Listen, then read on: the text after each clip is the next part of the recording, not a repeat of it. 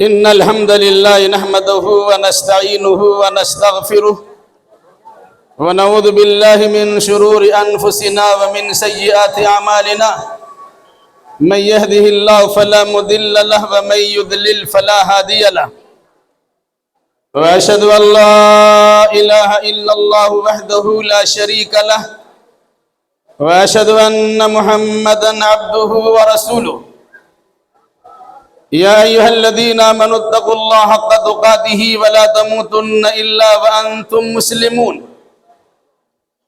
يا أيها الناس اتقوا ربكم الذي خلقكم من نفس واحدة وخلق منها زوجها وبث منهما رجالا كثيرا ونساء واتقوا الله الذي تساءلون به والأرحام إن الله كان عليكم رقيبا يا أيها الذين آمنوا اتقوا الله وقولوا قولا سديدا يصلح لكم أعمالكم ويغفر لكم ذنوبكم ومن يطع الله ورسوله فقد فاز فوزا عظيما أما بعد فإن خير الحديث كتاب الله وخير الهدي هدي محمد صلى الله عليه وسلم وشر الأمور محدثاتها وكل محدثة بدعة وكل بدعة ضلالة وكل ضلالة في النار۔ بزرگوں، نوجوان ساتھیوں، ابھی جو خطبہ آپ کے سامنے پڑھا گیا ہے، عام طور سے نکاح کے موقع پر یہ خطبہ آپ سنا کرتے ہیں،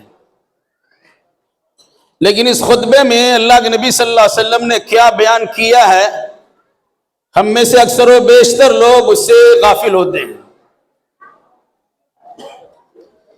اس خطبہ کا حدیثوں میں نام ہے خطبۃ الحاجہ، یعنی ضرورت کے وقت پڑھا جانے والا خطبہ۔ رسول اکرم صلی اللہ علیہ وسلم کا دستور تھا، جب بھی کسی وعظ و نصیحت کی مجلس میں آپ تشریف فرما ہوتے تھے تو پہلے آپ یہ خطبہ پڑھتے تھے، پھر اس کے بعد حالات کے مناسبت سے آپ کا بیان ہوتا تھا۔ عیدین کے موقع پر بھی اللہ کے نبی صلی اللہ علیہ وسلم کا طریقہ تھا کہ پہلے آپ یہ خطبہ پڑھتے تھے اور پھر اس کے بعد عیدین کے احکام و مسائل اور بہت سارے پیغامات عنایت کیا کرتے تھے۔ اسی طریقے سے جمعہ کے دن بھی اللہ کے نبی صلی اللہ علیہ وسلم کی سنت تھی کہ پہلے آپ یہ خطبہ پڑھتے تھے اور پھر اس کے بعد حالات حاضرہ پر سیر حاصل خطاب ہوا کرتا تھا۔ اور اسی طریقے سے نکاح کی تقریب میں بھی اللہ کے نبی صلی اللہ علیہ وسلم کا دستور تھا کہ پہلے آپ یہ خطبہ پڑھتے تھے اور پھر اس کے بعد ایجاب و قبول کی باری آتی تھی۔ یہی وجہ ہے کہ آج بھی پوری دنیا میں جہاں کہیں نکاح کی تقریب منعقد ہوتی ہے، قاضی صاحب کی زبانی کہیں کھڑا ہو کر، کہیں بیٹھ کر، کہیں آہستہ سے، کہیں زور سے یہ خطبہ ضرور پڑھا اور سنا جاتا ہے۔ آخر اس خطبہ میں کیا کہا گیا ہے؟ لمبی چوڑی تقریر نہیں ہوگی، صرف اس خطبہ کا مفہوم و خلاصہ آپ کے سامنے رکھا جائے گا تاکہ یہ سمجھنے میں آسانی ہو کہ اللہ کے نبی صلی اللہ علیہ وسلم نے دین کی بنیادی باتوں سے کسی بھی مجلس کو محروم نہیں رکھا تھا۔ یقین اگر کوئی انسان اس خطبہ کو اپنی زندگی کا دستور و منشور متعین کر لے تو ایسے انسان کی زندگی کی کامیابی کی گارنٹی اور ضمانت دی جا سکتی ہے۔ اس خطبہ میں سب سے پہلے اللہ کی تعریف کی گئی، اللہ کا شکر ادا کیا گیا، اللہ سے مدد مانگی گئی ہے اور اللہ سے مغفرت و معافی کا سوال بھی کیا گیا ہے۔ اعمال کی خرابی سے اور نفس کی شرارت سے اللہ کی پناہ چاہی گئی ہے۔ پھر اس حقیقت کو یاد دلایا گیا ہے کہ اللہ تعالیٰ اگر کسی کو ہدایت دینا چاہے تو دنیا کی کوئی طاقت اسے گمراہ نہیں کر سکتی ہے، اور اگر کسی بدنصیب انسان کے لیے اللہ ہی نے ہدایت کا دروازہ بند کر دیا ہو تو دنیا کے سارے مبلغین اور مصلحین مل کر بھی اس کی اصلاح نہیں کر سکتے۔ اس کے بعد اس کلمے کا اظہار ہے کہ جس کے اقرار کرنے کے نتیجے میں غیر مسلم بھی مسلمان ہو جاتا ہے۔ وہ کلمہ کیا ہے؟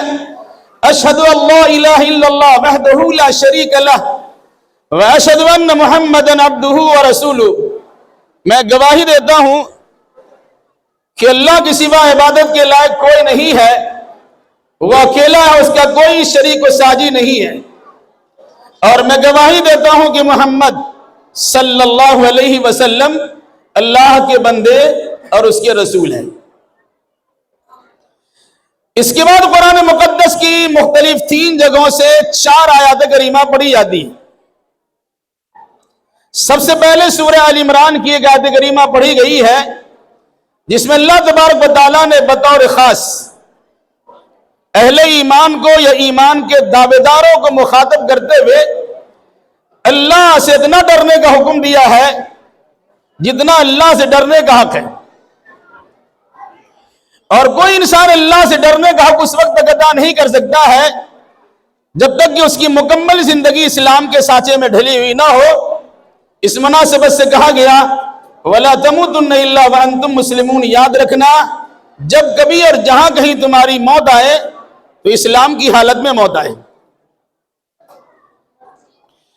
دوسری آیت کریمہ پڑھی کہ جو سورہ النساء کی پہلی آیت ہے، جس میں اللہ تبارک و تعالیٰ نے بطور خاص آدم کی ساری اولاد کو مخاطب کیا ہے اور اللہ سے ڈرنے کا حکم دیا ہے، ساتھ ساتھ رشتہ داری کا خاص خیال کرنے کی تاکید بھی کی ہے۔ انسان دنیا میں آیا کیسے، اس کا تذکرہ کیا ہے کہ اللہ نے آدم علیہ السلام کو پیدا کیا، آدم علیہ السلام کے بائیں پسلی سے حضرت حوا کو نکال دیا، پھر ان دونوں کے میل ملاپ سے انسان کی تبالد و تناسل کا سلسلہ جاری ہوا، یہاں تک اللہ تبارک و تعالیٰ نے پوری دنیا میں عورت و مرد پر مشتمل بے انتہا افراد کو پھیلا دیا۔ اللہ نے کہا اللہ سے ڈرتے رہنا اور جو رشتہ داری قائم کی جا رہی ہے اس کا خاص خیال کرنا، اگر اس سلسلے میں کسی قسم کی کوتاہی کرو گے تو جان لو کہ اللہ تمہاری ساری حرکتوں پہ کڑی نگاہ رکھے ہوا ہے۔ تیسری اور چوتھی آیت کریمہ پڑھی گئی سورہ احزاب کی آیت ہے، جس میں اللہ تبارک و تعالیٰ نے پھر اہل ایمان کو مخاطب کیا، مسلمانوں کو، ایمان کے دعوے داروں کو خطاب کیا اور کہا کہ اللہ سے ڈرتے رہنا، اور جب بھی بولنا تو بالکل سچی پکی باوزن بات بولنا۔ پھر اس کا فائدہ بتلایا گیا کہ جو انسان اللہ سے ڈرتا ہے اور سچ بولتا ہے تو اللہ اس کے اعمال کو سدھار دیتا ہے اور اس کے گناہوں کو بخش دیتا ہے۔ اور آخری آیت میں اللہ نے فرمایا کہ جو انسان صرف اللہ کی عبادت کرتا ہے اور اس عبادت کو محمد الرسول اللہ صلی اللہ علیہ وسلم کی سنت کے مطابق ہی عمل کرتا ہے، بجا لاتا ہے، فقد فاز فوزا عظیما، وہ انسان بڑی کامیابی حاصل کر لیتا ہے۔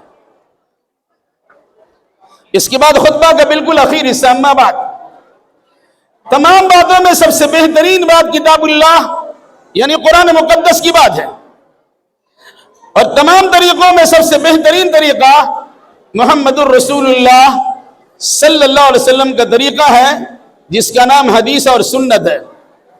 اور تمام چیزوں میں سب سے بدترین چیز دین میں اپنی جانب سے کسی نئی چیز کی ایجاد و شروعات ہے، جنہیں شریعت کی اصطلاح میں بدعت کہا جاتا، وَكُلُّ بِدْعَةٍ ضَلَالَةٍ وَكُلُّ ضَلَالَةٍ فِي النَّارِ، ہر بدعت گمراہی ہوتی ہے اور گمراہی کا انجام جہنم کے سوا کچھ نہیں۔ یہ خطبہ مسنونہ جو عام طور سے تبرک لوگ نکاح کے موقع پہ پڑھ لیتے، آپ کو 2 منٹ اور چاہیے۔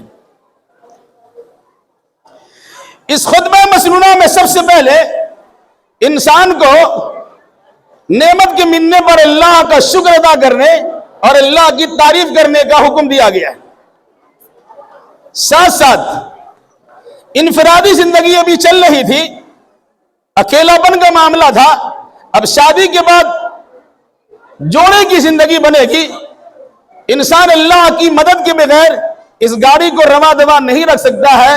اس خطبہ میں بطور خاص کہا گیا کہ اللہ کی مدد مانگ لیا کرو۔ دنیا میں کون ایسا انسان جس سے غلطی نہیں ہوتی ہے؟ غلطیاں کسی سے بھی ہو سکتی ہے، اس موقع پر کہا گیا کہ گناہوں سے اور خطاؤں سے اللہ کی بارگاہ میں مغفرت کی بھیک مانگ لیا کرو، اپنی معافی تلافی کرا لیا کرو۔ اس کے باوجود حکم دیا گیا کہ جب تک اللہ تبارک و تعالیٰ کی چاہت و مشیت نہیں ہوگی تمہارا کوئی کام بن نہیں سکتا۔ اگر اللہ اپنی مدد شامل حال رکھے تو کوئی طاقت تمہیں گمراہ نہیں کر سکتی ہے، اور اگر اللہ ہی نے اپنے ہاتھ کو تم سے اٹھا لیا ہے تو کوئی بھی آپ کو بھٹکا سکتا ہے، کوئی بھی گمراہی سے دوچار کر سکتا ہے۔ پھر اس کے بعد انسان کی اعمال عقیدے کے نتیجے میں خرابیاں واقع ہوتی ہے۔ اس خطبہ میں کلمہ پڑھ کر در حقیقت ایمان کی تجدید کرائی گئی ہے کہ اگر کسی قسم کی خطا اور غلطی ایسی ہوئی ہو جس سے ہمارا ایمان بگڑ گیا تو کلمہ پڑھ کر اپنے ایمان کی درستگی اور صحیح سلامتی کی اللہ تبارک و تعالیٰ سے دعا کر لیتے ہیں۔ رہا خطبہ میں پڑھی جانے والی آیتوں کا مسئلہ، تو آپ سنتے ہیں خطبہ میں جب بھی بولو تو بالکل سچی پکی باوزن بات بولا کرو۔ آپ سنتے ہیں مجلس میں دلہا سے پوچھا جاتا ہے فلاں بچی کا نکاح فلاں کی وکالت میں، فلاں کی شہادت و گواہی میں، حاضرین مجلس کے سامنے اتنے مہر کے بس آپ سے کیا گیا، آپ نے قبول کیا؟ دلہا کہتا ہے ہاں میں نے قبول کیا۔ قرآن کہتا ہے یہ بتاؤ جو تم کہہ رہے ہو کہ میں نے قبول کیا تو سوچ سمجھ کر کہو گے، کیونکہ جب کہو گے میں نے قبول کیا تو اس کی کچھ ذمہ داریاں ہوں گی۔ جو کھاؤ گے وہی کھلانا ہوگا، جو پہنتے ہو اسی اسٹینڈرڈ کا پہنانا ہوگا، جہاں رہتے ہو اپنی سہولت کے مطابق وہی رکھنا پڑے گا، اس کے دکھ درد میں تم کو شامل ہونا ہوگا، اس کی خوشیوں اور مسرت میں تمہاری شرکت لازم و ضروری ہے۔ ان تمام تر ذمہ داریوں کو نبھانے کے لیے تیار ہو تو مجمع میں سینہ ٹھوک کے کہو کہ میں نے قبول کیا ہے۔ اور اگر خدا نہ خواستہ آئندہ اگر کسی قسم کی لغزش ہوئی، بے اعتنائی برتی گئی، بے رخی برتی گئی، اس سے پہلے کی آیت میں اللہ تبارک و تعالیٰ یاد دلا چکا ہے ان اللہ کان علیکم رقیبا، اللہ تمہاری ساری حرکتوں پہ کڑی نگاہ رکھے ہوا ہے۔ اس سے پہلے اللہ تبارک و تعالیٰ یاد دلا چکا ہے شادی شدہ جوڑے کی حیثیت سے جہاں نئی زندگی کی شروعات ہو رہی ہے وہی آپ سمیت دنیا مجمع میں شریک سارے لوگوں کو موت یاد دلائی جا رہی ہے۔ اس کا مقصد یہ ہے کہ اللہ سے ڈرتے رہنا، محتاط زندگی گزارنا، احتیاط کے ساتھ زندگی گزارنا، ان تمام چیزوں کے ساتھ ساتھ بطور خاص آیتوں میں یہ حکم دیا گیا اللہ سے ڈرو۔ وجہ کیا ہے؟ اس کی وجہ یہ بتائی جاتی کہ انسان راستہ چلتے ہوئے اسے ٹھیس لگ جائے، اس کے تلوا میں کانٹا چبھ جائے، پھسل جائے تو انسان اللہ اللہ کی رٹ لگاتا ہے، لیکن جب خوشی حاصل ہوتی ہے تو انسان پھولے نہیں سماتا، فراموش کر جاتا۔ اس موقع پر قرآن آیت کے ذریعے سے تاثر دیا گیا کہ خوشی کا معاملہ ہو یا غمی کا، اللہ سے ڈر کر انجام دینے کی کوشش کرنا۔ علاوہ جی بالکل اخیر کی بات، اخیر کی بات کہ سب سے بہترین طریقہ محمد الرسول اللہ کا طریقہ، اور سب سے بہترین بات کتاب اللہ کی بات، اور سب سے خطرناک چیز دین میں اپنی جانب سے نئی چیز کی ایجاد و شروعات ہے۔ ذمہ دار ہونے کی حیثیت سے میں ایک ذمہ داری کو نبھاتے اپنی بات ختم کرتا ہوں کہ شادی بیاہ کے موقع پر آج کل سوائے عقد مسنون کے کوئی چیز سنت نہیں رہ گئی ہے، باقی سارے لوازمات ہم کرتے ہیں اور کتاب سنت کو بالائے طاق رکھ دیتے ہیں۔ ہمیں چاہیے اس پیغام کو یاد کیا جائے، اور اللہ کے نبی صلی اللہ علیہ وسلم نے اس پیغام کو یاد دلانے کے لیے ہر مجلس میں پڑھنا خطبہ کو اپنے لیے دستور بنا لیا تھا۔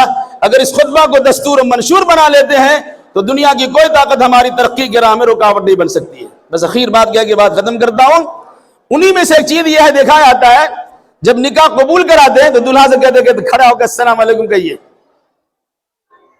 آپ کہیے کہ سلام کرنے سے روکتے ہیں۔ بھائی آنے والا سلام کرتا ہے یا جانے والا سلام کرتا ہے، بیچ موڑ کے سلام کرنا کوئی معنی رکھتا ہے؟ انشاءاللہ بچے تو اٹھے گا نہیں، ہماری آپ کی ذمہ داری ہوگی، ہم ان کے قریب پہنچیں گے، انہیں مبارکبادی کی وہ دعا سنائیں گے جو دعا اللہ کے نبی صلی اللہ علیہ وسلم اپنے زمانے میں دلہا دلہن کو دیا تھا۔ آپ دلہا کے پاس موجود ہیں، مبارکبادی پیش کریں گے، دلہن کے پاس وہ جائیں گے جو ان کے محرم رشتہ دار ہے، کسی کو جانے کی اجازت نہیں ہے. بس ہو گیا. اس مناسبت سے بس اللہ تبارک و تعالیٰ سے دعا ہے کہ اللہ جو نکاح ابھی پڑھایا جا رہا ہے اسے مسعود و میمون اور بابرکت بنا دے، ان دونوں کے دلوں میں الفت و محبت پیدا کر دے، دونوں خاندان میں الفت و محبت کی جو جگہ دے.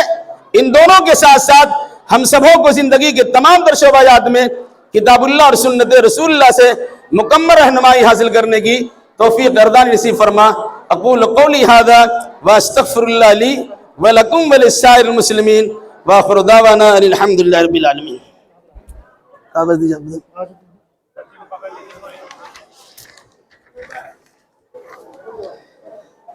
دلہا کا نام ہے محمد اظہار، ان کے والد کا نام ہے محمد ادریس.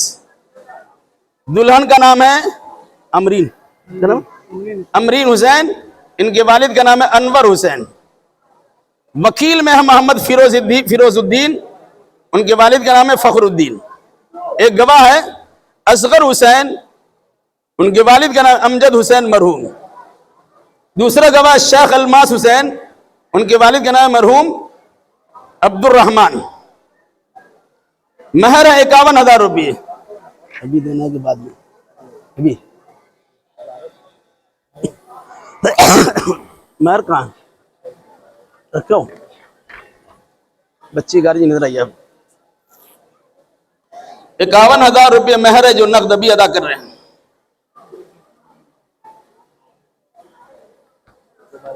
گنائی ہوگا گلے دے دی گا. ٹھیک. عزیزہ امرین حسین بنت انور حسین سلمہ جناب محمد فیروز الدین صاحب کی وکالت میں اور جناب اصغر حسین اور جناب شیخ الماس حسین صاحبان کی شہادت و گواہی میں حاضرین مجلس کے سامنے 51,000 روپے مہر کے عوض آپ کی زوجیت میں امرین حسین کو میں نے دیا. کیا آپ نے قبول کیا؟ کیا آپ نے قبول کیا؟ جی کیا آپ نے قبول کیا؟ بارک اللہ لکا وبارک علیکا وجمع بینکما فی خیر. آمین کہہ دیجئے. اللہ برکت دے، برکت کی مسلادھار بارش برسائے اور خیر اور دین کے معاملات میں آپ دونوں کے دلوں کو جوڑ کے رکھے. آمین. خیر. جی اپنا سین کروائیے آپ اور میں چلا.